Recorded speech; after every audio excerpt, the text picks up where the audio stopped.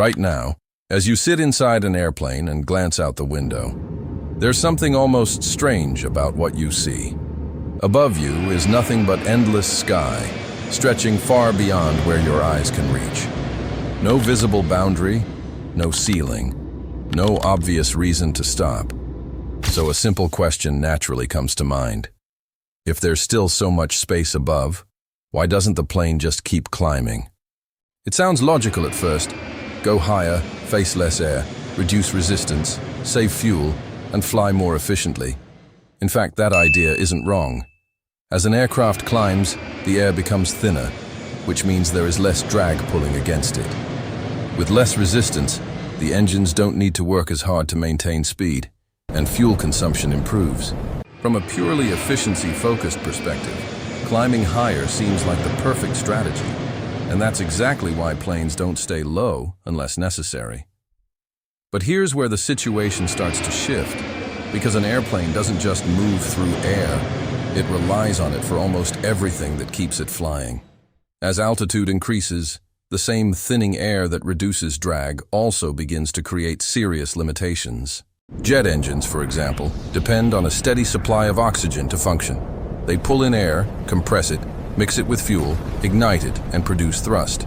But the higher the aircraft climbs, the less oxygen is available in that air.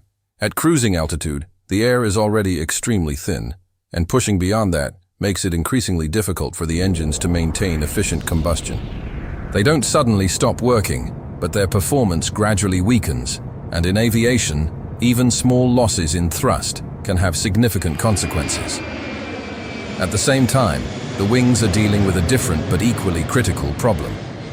Lift, the force that keeps the aircraft in the air, is created by airflow over the wings.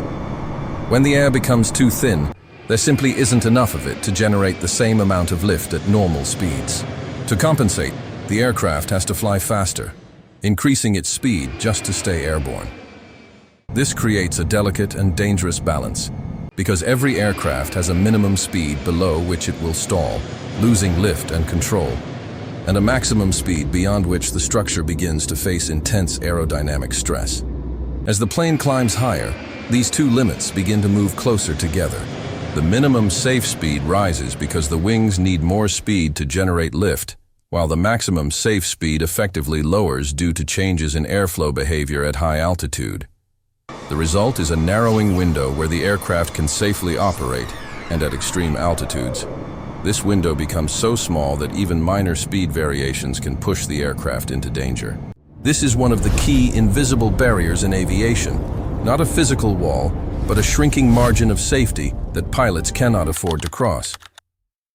Alongside all of this, there is another critical factor quietly at work inside the aircraft itself: cabin pressurization. At high altitudes, the outside air pressure is far too low for humans to survive, so the aircraft maintains a comfortable internal pressure for passengers. However, the higher the plane climbs, the greater the difference between the pressure inside the cabin and the pressure outside. This difference places continuous stress on the aircraft's structure, pushing outward on the fuselage, windows, and seals. Aircraft are carefully engineered to handle this stress, but only within certain limits, and exceeding those limits increases the risk of structural damage over time. When you combine all of these factors, the engines needing sufficient oxygen, the wings requiring enough air to generate lift, the narrowing safe speed range, and the structural limits caused by pressurization, you begin to see why aircraft don't simply keep climbing. There comes a point where all of these constraints converge, creating a natural ceiling where going higher no longer provides benefits, but instead introduces increasing risk and inefficiency. That point, for most commercial aircraft, lies between roughly 35,000 and 40,000 feet.